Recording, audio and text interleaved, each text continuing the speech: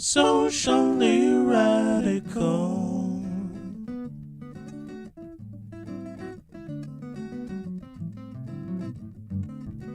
Socially radical.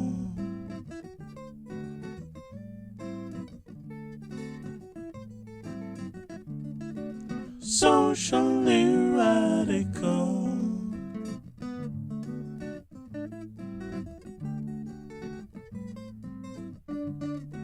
Socially radical.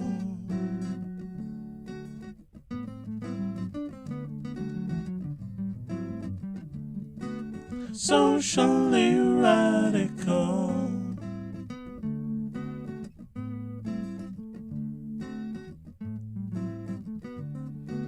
Socially radical. Guitarist.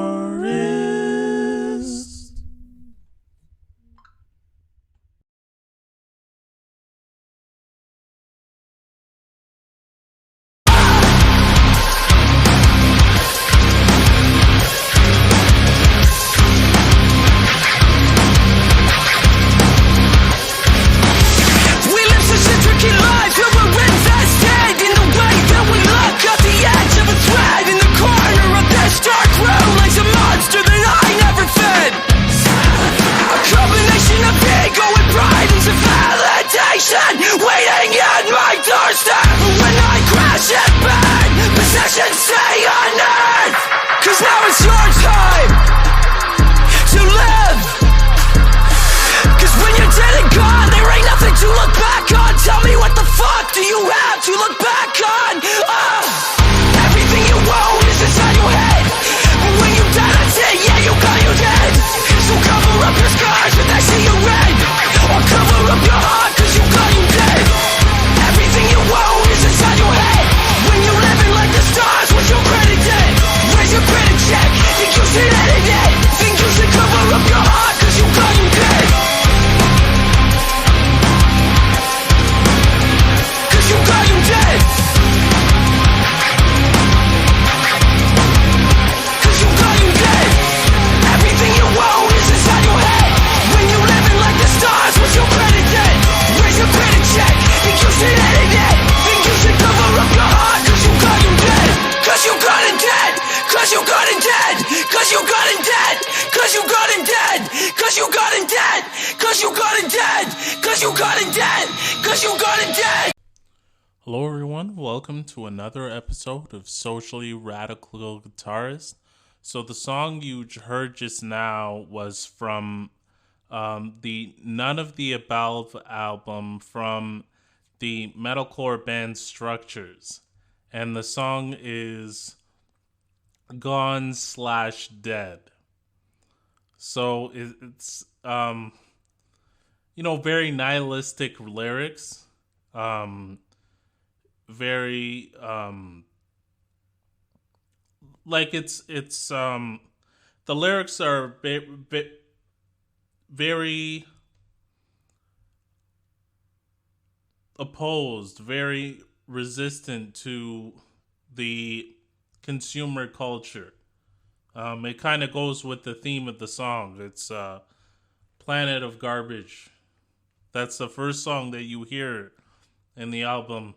And a lot of it is about environmental destruction, environmental degradation. And this consumerism goes into that. So, I'll be doing a little bit of analysis on that song. But before that, we'll do our little disclaimer. Anything that I say or anything that my guests say on the show are the respective opinions of the host and the guest. They have nothing to do with Radio Waterloo, any of its affiliates, or any of its subsidiaries. So no, try as you might, you cannot sue public radio. And yes, while ASIC Canada is sponsoring the show, African and Caribbean Inclusion Center is sponsoring the show. The opinions of the host are the respective opinions of the host and have nothing to do with the African and Caribbean Inclusion Center. So no, don't sue the nonprofit either. Support the nonprofit. do not sue the nonprofit, support it, especially because the refugee situation in Canada, when people come in, newcomers come in, they're exploited, they're taken advantage of, and a lot of them are sent to work low wage manufacturing jobs that really don't live up to the potential that they have and that they can contribute to the economy and to the situation. So donate support for the African and Caribbean Inclusion Center so that the support that refugees get is so that they come here and they're fully included, they're fully integrated in the society. Now, getting to quite a banger of a song. You can tell that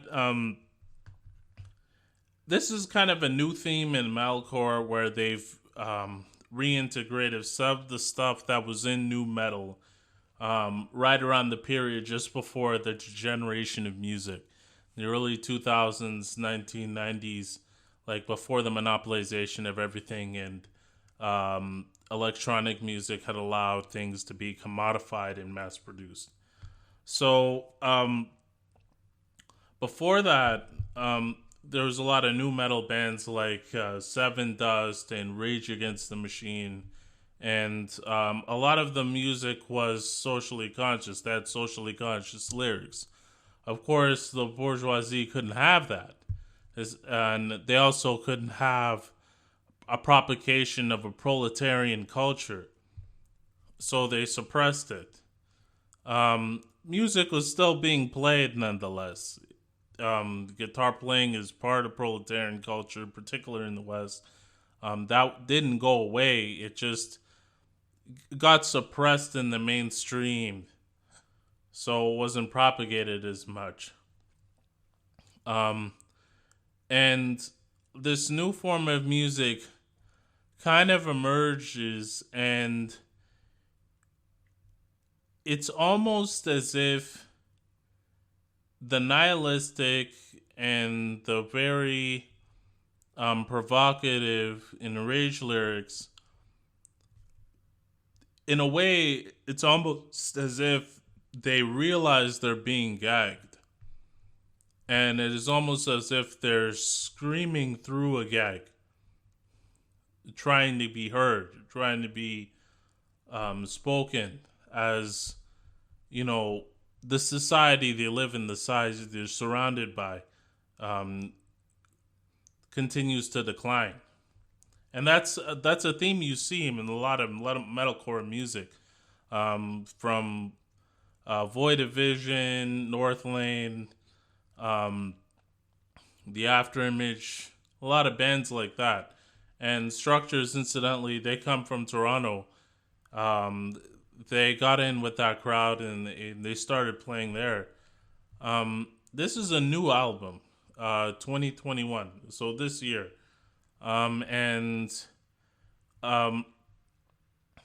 Yeah, like the lyrics are very nihilistic, very like it shows a clear frustration at the direction that the world is going. And yeah, like this song particularly, it's very rhythmic. It's got a very nice, like hip hop beat to go with the heavy guitar playing. And the intricacies and the genius of the guitar player is that there was really only three parts.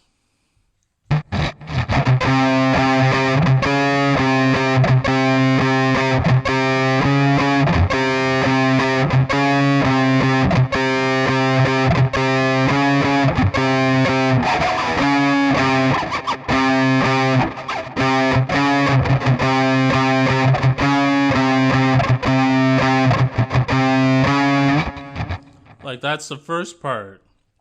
And then the second part is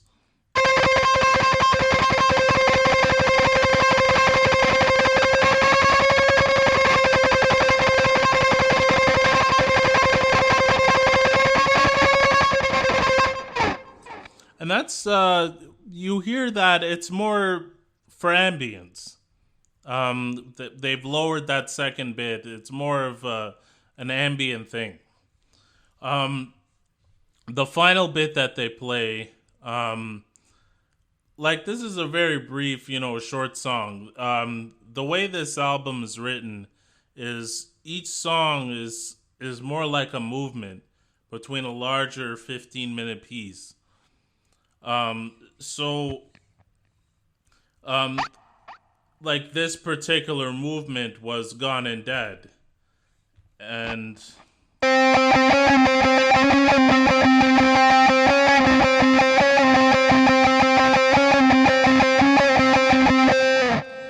that you'll hear towards the end after what you'd say would be the bridge. um and yeah, like going back to what I was saying earlier, um a lot of musicians are kind of aware of their situation. And I'm sure not many of them are willing to hand over their wives or their girlfriends to a record executive. Um, the people that make it to the top might be few and far between for a reason. You never really know. There are a lot of musicians signed with major labels. Um, Jazz musicians originally got exploited by the mafia, particularly in the U.S. Um, and later it moved on to them kind of being in the back, where they would do shows and they would make a lot on the shows, but the album sales wouldn't be what they used to be in the 70s and the 60s, for example. Like, which is an era of a lot of musical consciousness, a lot of cultural consciousness, and that turned out to be no good for the ruling class, especially when dealing with anti-communism, because a lot of prominent communists emerged, and this was back in the day when circulating information was more difficult. You had to actually go to a place to see what was going on, and access to the internet was much more difficult to acquire. Well, I mean, that wasn't there. The internet was non-existent. You would only rely on, the radio and Voice of America and basically a lot of the bourgeois press. Um, what was helpful is that it was more decentralized, so there'd be a lot of different outlets that report things differently. Um, so that, along with a lot of elevated cultural knowledge and how relatively cheap it was to learn these various instruments and to get culturally engaged, ended up culminating in, the 60s peace movements, 70s civil rights movements, and all of those things were problematic, particularly for the ruling class in the United States. They found themselves having to assassinate a lot of communist leaders, for example, Freddie Hampton, and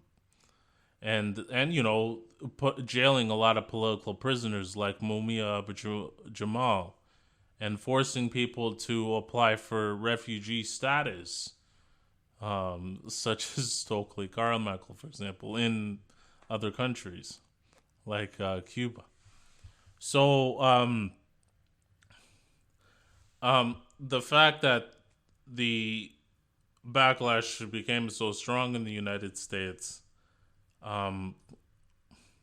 ended up culminating in them beginning to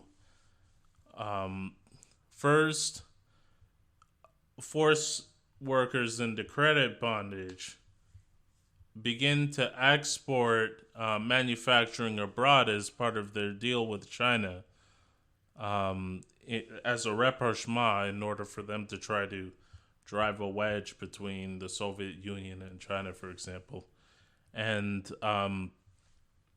finally, the monopolization of media, which was important for them and which Bill Clinton contributed to. And it was happening around the 90s. We still had a lot of music that was culturally advanced in the 90s. And then in the early 2000s, as long as electronic music became more technologically advanced and it was more viable, then you see the degeneration of culture, particularly in the West, from there. But the music is still being played. A lot of musicians are still around. It's just they're being suppressed. And what's interesting and what's beautiful about this form of music, the metalcore that's come out, is the loudness, the punctuality, the sharpness of the lyrics are almost as if they're aware that they're being gagged by society to some extent. And you can see that with a lot of music. Even with Architects, for example. Architects had, before the guitarist died of cancer, they had really socially conscious lyrics. Match Made in Heaven, for example, talked about very, very critical of Western Empire, Anglo-Saxon Empire, U.S. Empire. The lyrics are very brutal towards, imperialism. And that consciousness was always there. It was just being suppressed somewhat. Architects, they've started to come up maybe into the mainstream, but their lyrics have sort of waned on the consciousness side. And I don't think that's a coincidence, but no, it's still very artistic. It can still be very beautiful. But the rage and the sharpness was really there in the 2011s, 2014s, 2015s, when the music was consciously being suppressed. And even now, Structures is being suppressed. So, and Siler is being suppressed. And the Intervals is being suppressed. But you wouldn't say that these lyrics coming up are going to be nihilistic. They're, in a way, they're more hopeful lyrics. And this album was an interesting one. It was the first and last album that Aaron Marshall, along with Anup Sastry and some other musicians, did with vocals. The Intervals is kind of like a solo project for Aaron Marshall now. But something could have happened with the music if they kept the singer and they kept going with maybe another album. And the problem was Aaron Marshall, he preferred just doing instrumental. And I actually know how he feels. There was a point, going into, like, this is going back to a time that was pretty embarrassing. But I mean, I was involved in the Magical Bunch. It was, like a family band.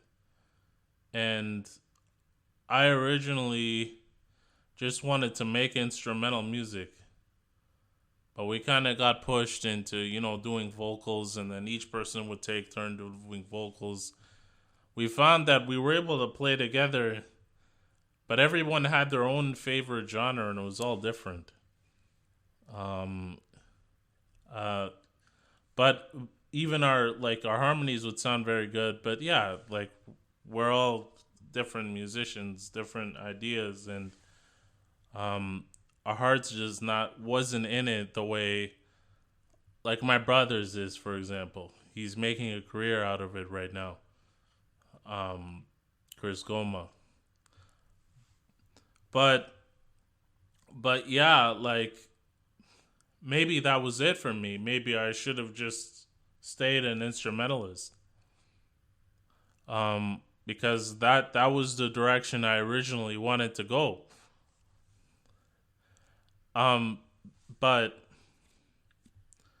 yeah, like it's interesting to think what could have been if the intervals had kept the vocals and began to play more and more songs like that.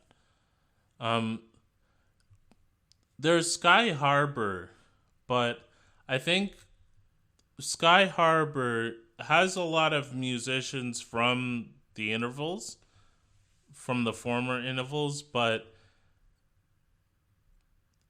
the profile of Aaron Marshall is a little bit higher. So it kind of makes me wonder what could have happened. Um, I'm not sure that they would have been able to put much of a dent in the um, bourgeois machine when it comes to music production. And the fact that, well, it's like a double whammy where there's a grind when it comes to the education system, and not a lot of attention and focus is put into musical culture. I mean, that ends up being more of a privilege for those that can afford the courses and the classes and the high level instruction. So that's something to think about. Um, Nonetheless, like it would have been interesting to see what would have happened with the industry, particularly in Toronto, because um, the amount of really, really famous musicians with highly technical music, maybe you can count them on one hand, that came out of even just Ontario, uh, or even all of Canada, even if you count Quebec. Um, so, something to think about. So, anyways, look forward to this first song of the album, "A Voice Within." That was the name of the vocal album. It came out in about 2014. Very interesting, and look forward to me giving my take on the new National Truth and Reconciliation Day. So the indigenous, they didn't get their land back, they didn't get the resources back, they didn't get self-determination. Um, they the government didn't put a stop to poisoning the water supply, but they got a day. Well, statutory with a quotation mark, because everything was still open except for federal buildings. So they got rewarded for the crime they committed with a day off. And you can call them. You can the traumatizer, the brutalizer has opened up the hotline so that people can talk to the victims can talk to their brutalizer about what was done to them. Interesting. So look forward to my hot take on that. So we'll listen to Ephemeral from A Voice from Within, the album by Intervals, and we'll be right back.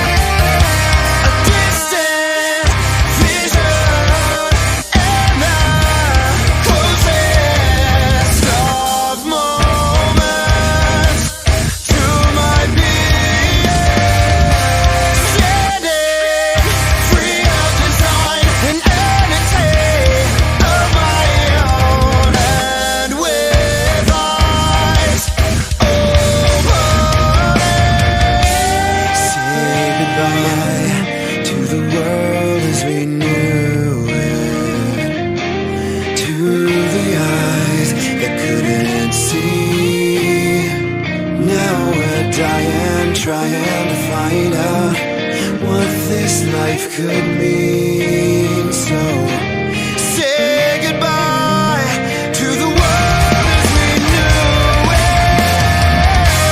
Say goodbye to the world as we knew it. To the eyes that couldn't see. Now we're dying, trying to find out what this life could mean. So say goodbye.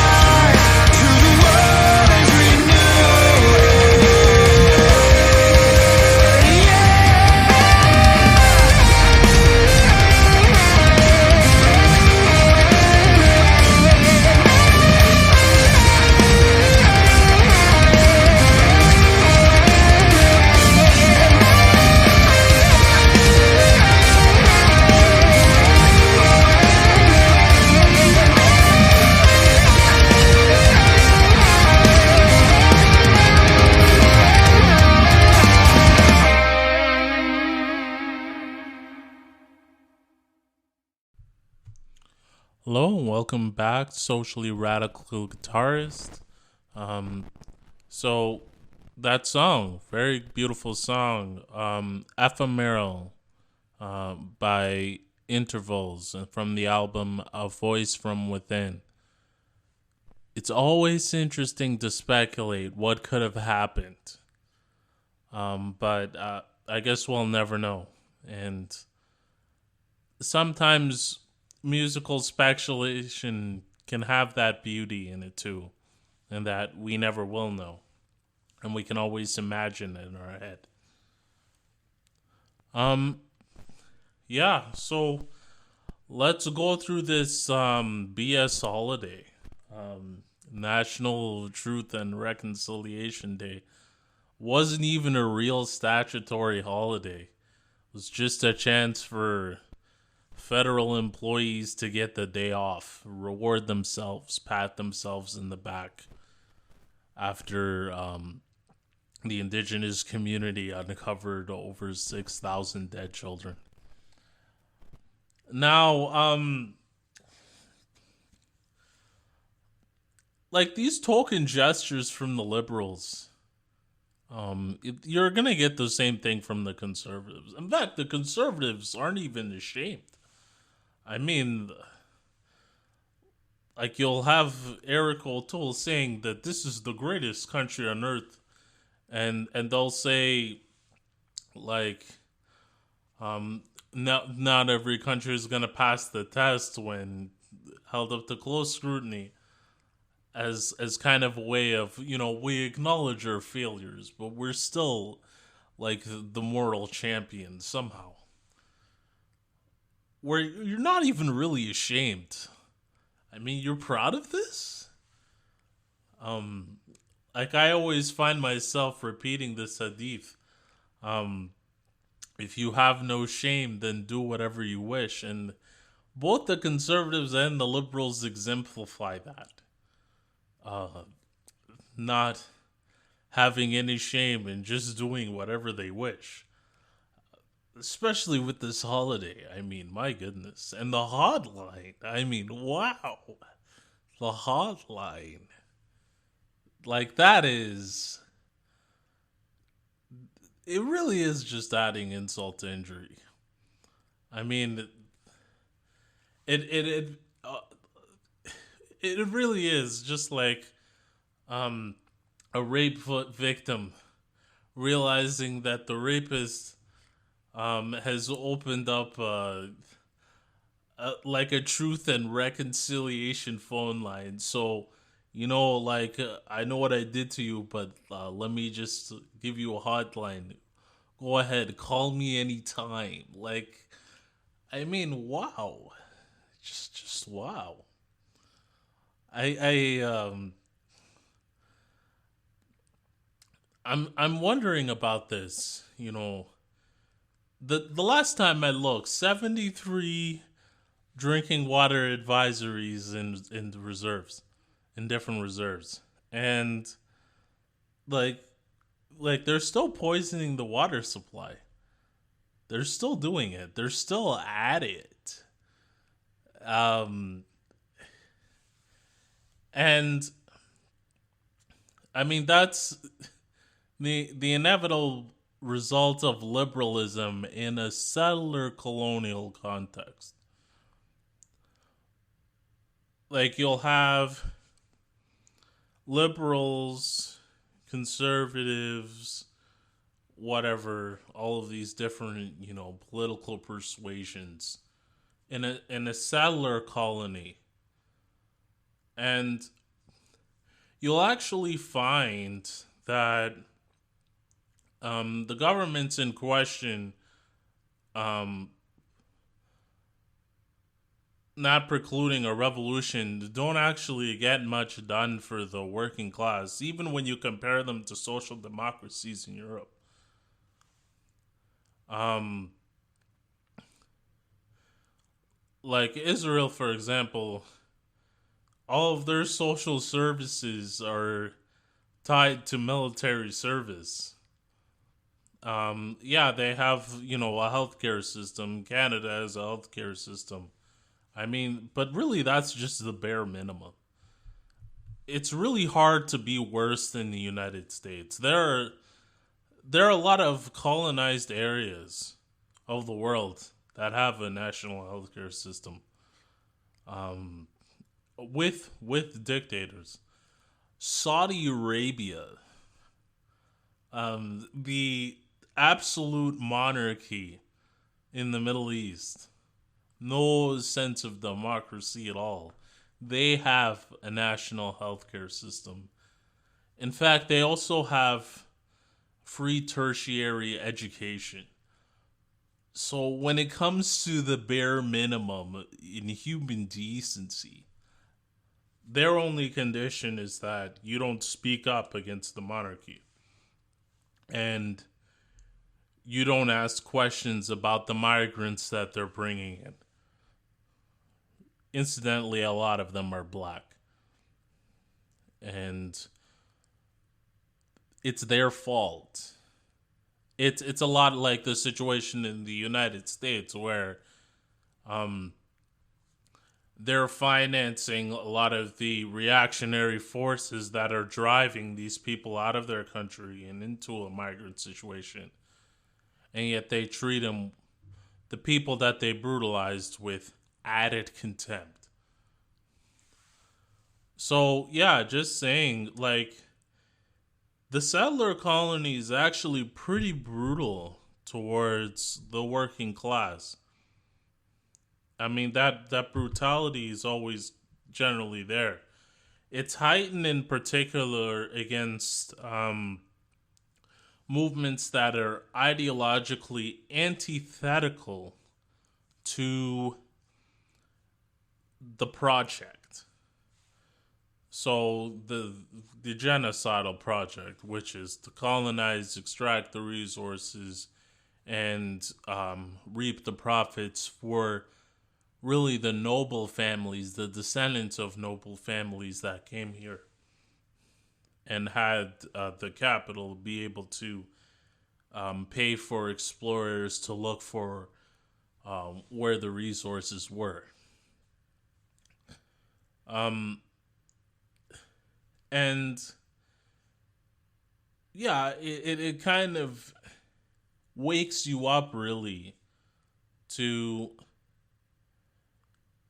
the lack of a political option other than a revolutionary one in the settler colonial context.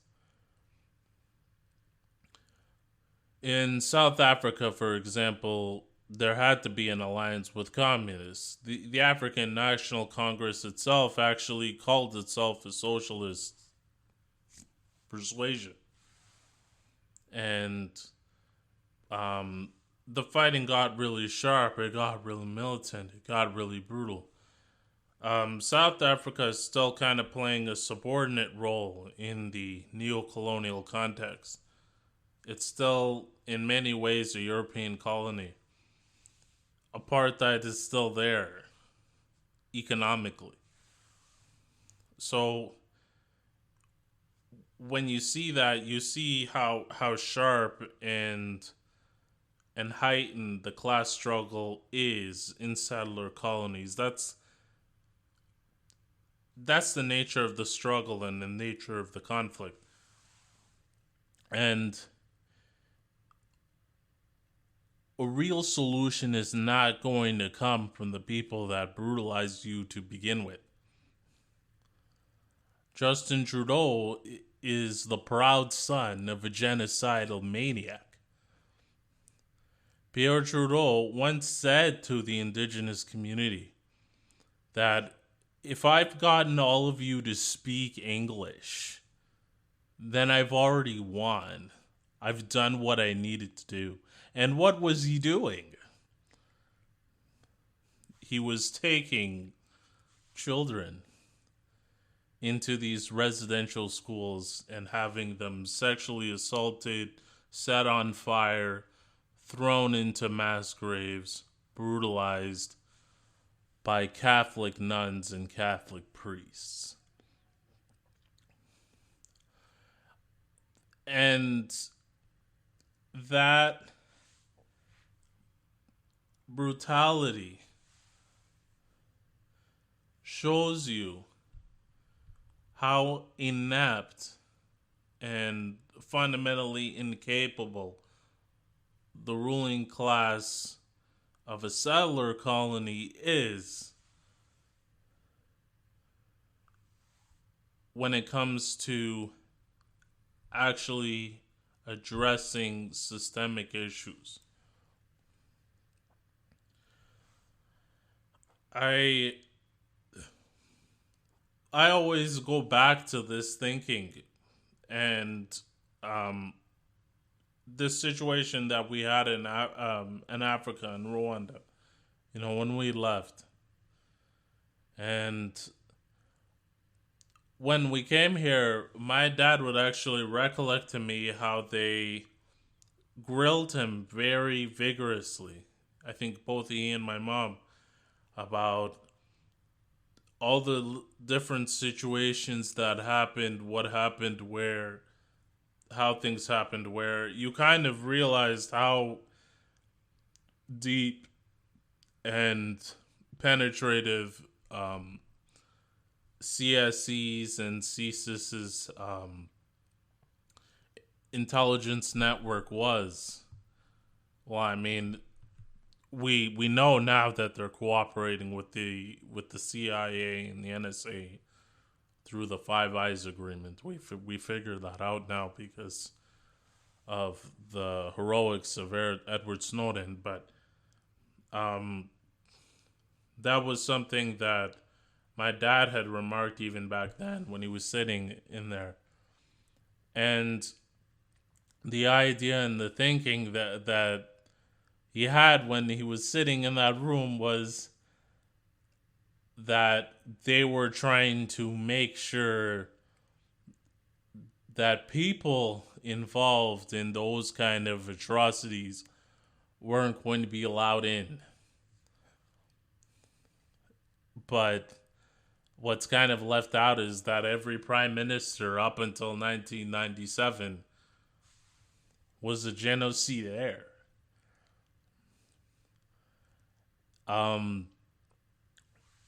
And that's why it said, you know, going back to, you know, the first episode and even a little bit later, that really you guys took us for a ride, you know. Not you particularly, but definitely immigration. They took us for a ride. They had us thinking that there's no mass graves here. There's none of that nonsense. This is a peaceful, tolerant country. It's promotes multiculturalism, promotes fairness. But honestly, it becomes more and more clear to me that, especially with my own experiences in the workforce and dealing with racism, just to let everybody know, this is. I'm hoping that it gets big, and that it doesn't get glossed over, and that they do at one point have to open that file and give me a court date, because it's there. All the information's there. It's filed. It's there. It's ready to go. Yeah, like considering all of those all of these situations, what I personally went through, and yeah, this the visceral discovery of over 6,000 children in mass graves. It's yeah, it wakes you up to the reality of what settler colonialism is. It's a particularly brutal tactic of the bourgeoisie in extracting resources in imperialist venture. Um, the lands in particular were negotiated with the monarchy. Were these negotiations fair? That's another question. Um, but it does beg the question. Because if you look at all of the parties, really, from a fundamental standpoint, none of them is really about getting it done with the monarchy and getting rid of it and establishing like a republic where the land isn't under private ownership. Because private ownership will inevitably imply that the land thieves, the genocidaires, will end up owning the majority. We haven't been able to deal with monopolization of, private homes, things like that. That was a major issue in the campaign that none of the political parties even promised enough to deal with the underlying issue. Like no instrument for planning. And to anybody out there trying to claim that saying that we should nationalize the land without compensation, nationalize the resources without compensation, and ensure that the upper house of nations has free and equal association among all of the Federation of Nations that are still here, that are still alive, despite the murderous policies of this government, will then have to say to us, like anybody claiming that the communists are about theft, well, what about the principle of returning something that was stolen even if you didn't steal it? You'll find interesting and hilarious polls where people will say you have to return something even if you personally didn't take it. But then when it comes to like reparations or nationalization of the land, expropriation of natural resources, nobody will be able to say anything. They'll find themselves saying, "Oh no, you're stealing from the job creator." Like the hardworking job creator. And another very important thing to note is that one of the founders of the Communist Party was indigenous. And this program, these ideas, this outline is conceived by an indigenous Marxist. Like, this is the answer. This is the way to settle. This is the underlying resolution to the land question. And it is a land question. So the land should be nationalized and it shouldn't be under the crown. If we're being just, if we're being honest. Because all of this criminality, all of this brutality, all of this genocide, the final solution was implemented in the name of Her Royal Majesty. So we need to be asking ourselves, what do we want? Do we have any shame left? We should be aware now, if we're looking around the world, that actually settler colonies are particularly brutal towards the working class. if you compare them to any other kind of country, even the Saudi Arabian absolute monarchy, um, then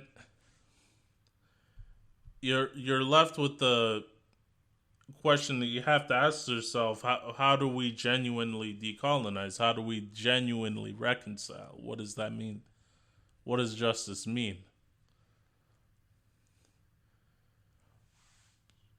For me, the only genuine revolutionary solution to that question has always come from Marxist Leninists. The solution was the seizure of the land, the seizure of the resources, and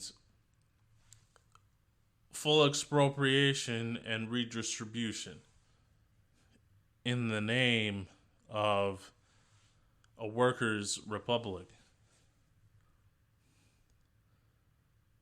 And that might mean the end of Canada as we know it. But if you think about it for a minute, a day was given this September 30th, and it really just added insult to injury. Is the country as conceived, as concepted of, as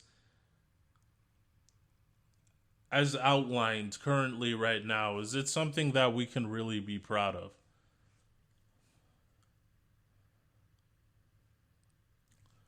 I don't think it can. But that might just be the opinion of the son of an immigrant who was taken for a ride. But as colonized people are, we'll generally have our own revolutionary view on it because we don't want to continue to be colonized.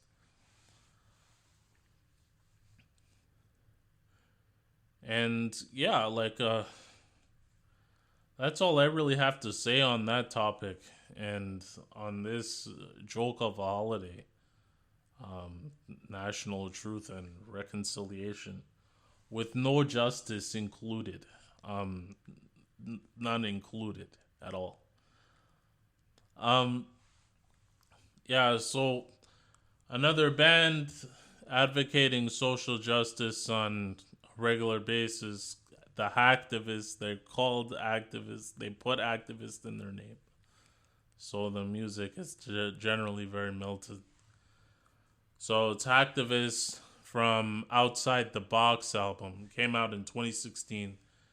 And it's the song No Way Back. It's talking about the environment. So listen to the outro, listen to the song. We'll be concluding the show, and I'll see you next week.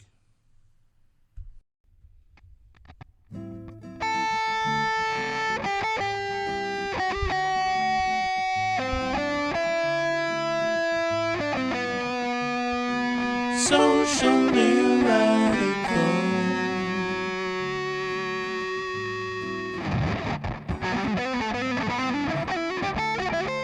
Socially radical.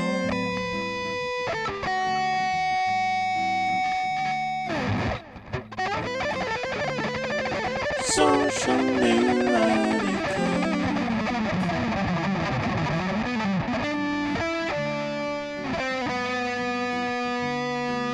Socially radical.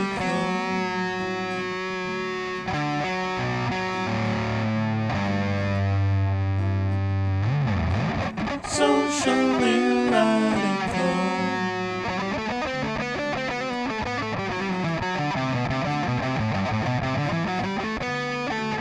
Socially radical. Guitarist.